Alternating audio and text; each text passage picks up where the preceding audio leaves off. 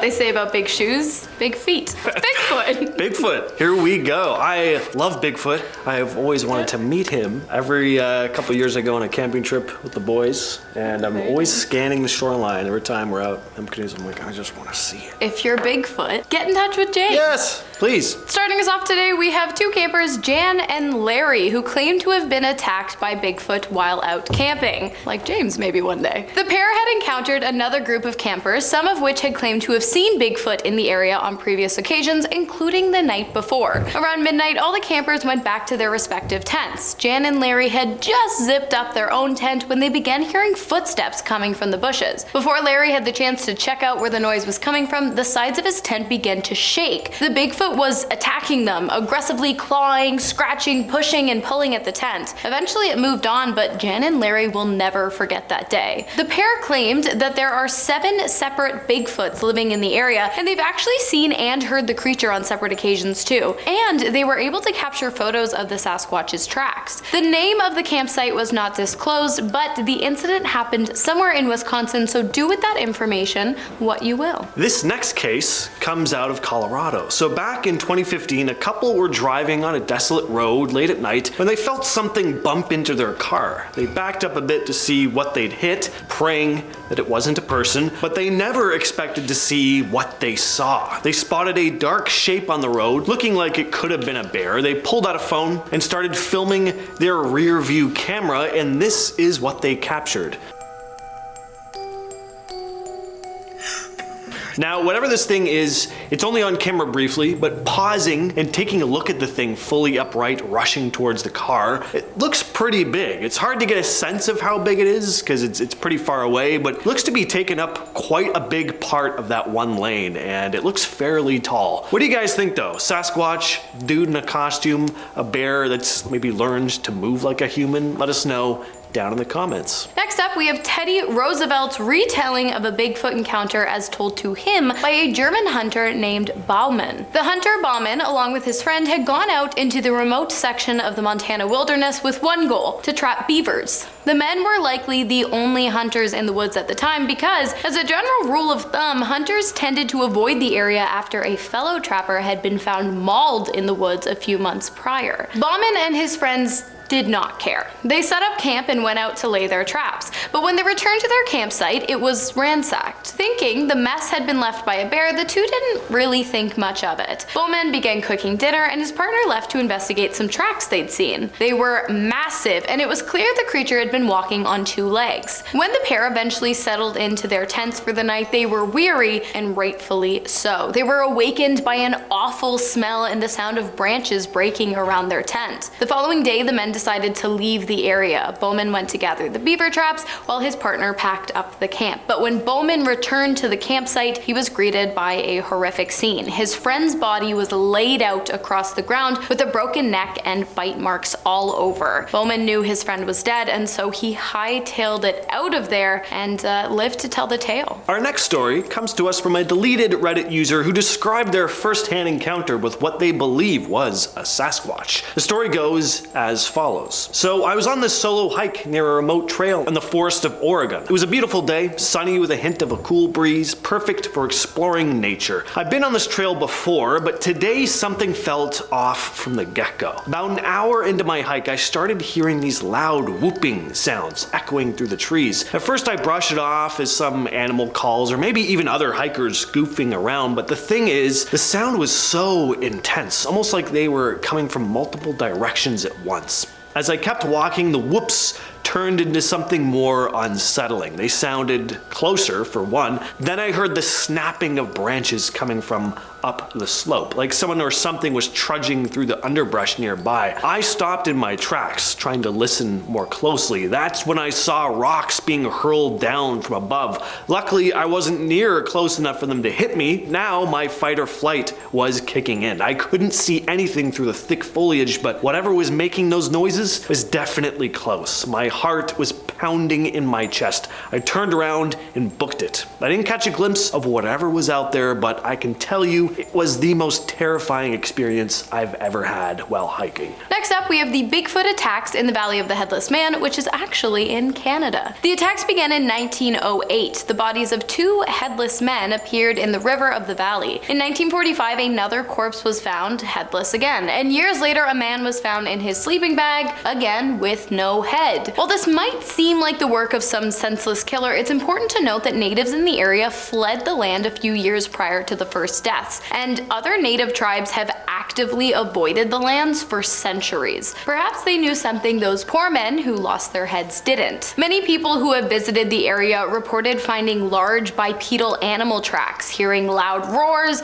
and breaking branches, and smelling sulfur and rotten fish, despite being quite far off from the riverbeds. All telltale signs that Bigfoot is near. Next on the list is the Portlock Bigfoot attacks. Portlock is an abandoned town in Alaska, and as for why it's abandoned, there are a few explanations, one of which has to do with reported attacks of giant hairy ape-like creatures. So in the 40s, the small community of Portlock, Alaska, had a string of unsettling incidents. Doll sheep hunters were disappearing, grisly discoveries of dismembered bodies were being found in the lagoon, and reports were coming in about encounters with an entity known locally as Nantinak Bigfoot. There have been tales about Bigfoot, or Big Feet, as Hannah refers to them as, in Alaska for decades, and many still believe it's these creatures that caused the town to be abandoned. By 1949, the community of Portlock had dropped as residents left for neighboring villages. Residents have come out with tales of encountering enormous footprints, spotting a towering, hairy figure lurking in the woods, and discovering mutilated bodies of those who ventured into the wilderness. Next up, we have an anonymous story that was shared with SASQUATCHRONICLES.com by a UK woman who was visiting California on business when she stumbled upon something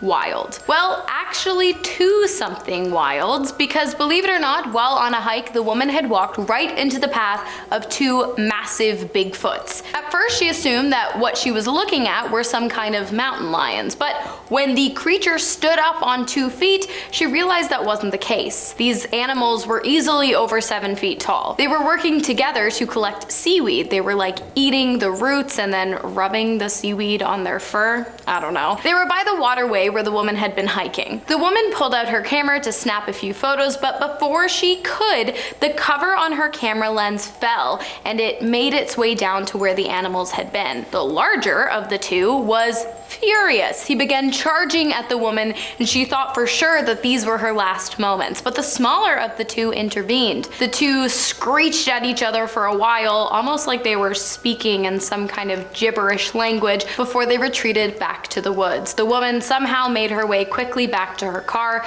She really can't remember the walk there. She was so dazed, but she feels lucky to be alive. However, she regrets not getting that photograph. Next on the list, we have the Ape Canyon Case. So this incident from 1924 is a tale from the Pacific Northwest of the United States that's become one of the most famous Sasquatch sightings in cryptozoology circles. According to the story, a group of miners claimed to have encountered a group of large, almost 7-foot tall, hairy, ape-like creatures in the vicinity of Mount St. Helens in Washington. The incident supposedly took place in Ape Canyon, which is what it's now called. A group of miners led by Fred Beck claimed to have been attacked by these mysterious creatures. Beck and his companions said that they had shot at the creatures in self-defense after being pelted with rocks, and later a bunch of these hairy creatures retaliated by attacking their cabin. The miners went outside the following day to find giant-sized footprints in the ground. Some believe the creatures described by Beck and his group were Sasquatch, or Bigfoot, or Big Feet, while others think it was all just a big, elaborate hoax. What is the plural of Bigfoot, you guys? Let me know in the comments. Next up, we have the attack of the Fouke Monster. That's not a swear word, that's the name of the monster. And don't come for me, but it's basically Arkansas's version of Bigfoot, or Arkansas, as James would say. The Fouke Monster, also known as the Boggy Creek Monster or the Swamp Stalker, is a massive massive bipedal ape-like creature with massive feet and a foul smell. Sound familiar? Exactly. In the spring of 1971, two young couples moved into the town of Fouke, Arkansas, and rented a small house near a creek. It wasn't long before the couples noticed something wasn't right. They would often hear heavy footsteps coming from their front porch, and one night it seemed as though some kind of animal was attempting to gain access to their home. As the days went on, the pairs would often find massive three-toed footprints in the area around their house, and then one evening they saw the creatures, massive, shaggy, smelly, standing tall on 2 feet. The creature again attempted to gain entry to the couple's homes, but one of the men fired at the creature, causing it to turn on the other man, who was badly injured and required medical attention after the ordeal. The police got involved but were unable to locate the massive animal, and this event actually marks the only medically documented attack by a cryptid on a human in North America. So, it's legit, you guys. Next, we have more footage of a Bigfoot chasing a car, this time in Russia. Now, I say Bigfoot, there's a very good chance it's just a dude in a costume or just some crazy person chasing the car, because it's that low quality of a video, like pretty much all Sasquatch videos are. So the footage was taken in 2016, and we see someone filming the side of a rural road with their phone camera. The people already sound frantic, like they've seen something before they started filming. Then you see this dark figure start ambling towards the car, and they drive off. But then they decide to stop the car and try to see if they can get a good shot of the creature again. Take a look. Он бежит. Лёша, кто закрыл? There you go. Are you convinced? Do you believe in Bigfoot at all? You know what? I think that it's possible. We have a very vast world. A lot of it's unexplored, you know? We've actually done videos on places that haven't been explored before. True. Check them out. I don't think I'm as big of a believer as you are, James, but Yeah, everybody in my life is like, James believes in Bigfoot. And it's, I don't know. I'm just saying it's possible. yeah, you know? I mean, it totally is. You guys, what do you think? Of course we want to know, and maybe, you know, we'll do a comment shout out in the next video. Yeah, true. Yes, I've been your host, Hannah Thompson. I've been James. Yes, you have. See you in the next one. If you're Bigfoot, get in touch with James. Yes, please. Yes. What an intro. I wish that was you, huh? Yeah, look at the rocks thrown at me. A 7-foot tall monster. Oh, jeez. Yeah, I've said Arkansas like multiple times. You guys gotta change the spelling of that state, especially because there is an Arkansas River.